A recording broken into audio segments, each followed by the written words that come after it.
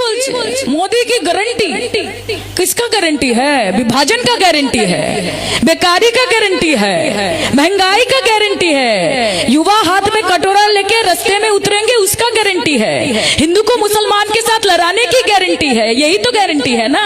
भूखे मरेंगे उसकी गारंटी है, अमीरों को अमीर बनाने की गारंटी है और गरीबों को गरीब बनाने की गारंटी है। यह है मोदी की गारंटी। ঠিক বলেছি কিনা মা বলো?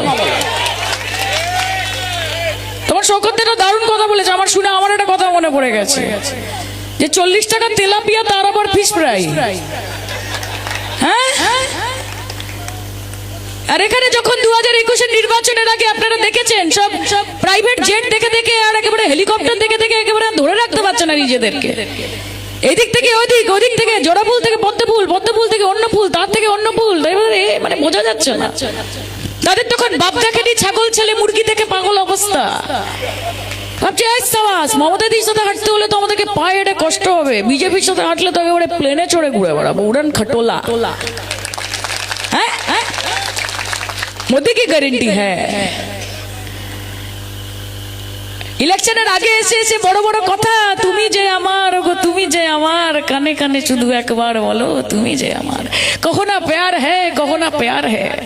ইলেকশনের আগে আর ইলেকশনের পরে আপনারা গিয়ে গিয়ে রাস্তায় খুঁজে বেড়াচ্ছেন। আইএসএফ কে ভোট দিয়েছেন, প্রার্থী আগে এসে বলেছিল যে তুমি মম জীবনের সূর্যের রশ্মি, বলেছিল তো।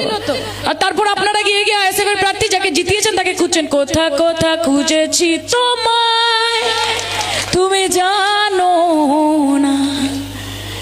তাহলে এই মানুষ, মা কি হাসছে দেখো, মায়ের অবস্থা, মা হাসছে দেখো, মাকে ধরে রাখা যাচ্ছে না। দেখো মা এই ভালোবাসা স্বতঃস্ফূর্ত মা, এখানে কোন রকম স্ক্রিপ্ট লিখে ডায়লগ বানিয়ে মোদিজির টেলিপ্রম্পটার রেখে মিত্র মিত্র করে বলার এটা জিনিস নয়। তোমাদের সাথে আমাদের একটা আত্মিক যোগাযোগ আছে, আমরা হৃদয়ের অন্তরের অন্তঃস্থল থেকে প্রাণগঞ্জে এসে প্রাণের কথা বলছি তোমাদের সাথে। বাংলার মা মাটি মানুষের জন্য আমাদের যে দায়বদ্ধতা, তার থেকে বড় দায়বদ্ধতা আর কিছু হতে পারে না। তোমরা সবাই অনেকক্ষণ ধরে এখানে অপেক্ষা করছো, আমি তোমাদেরকে আর বেশিক্ষণ ধরে রাখবো না, আর 2 মিনিট নেবো তোমাদের কাছে।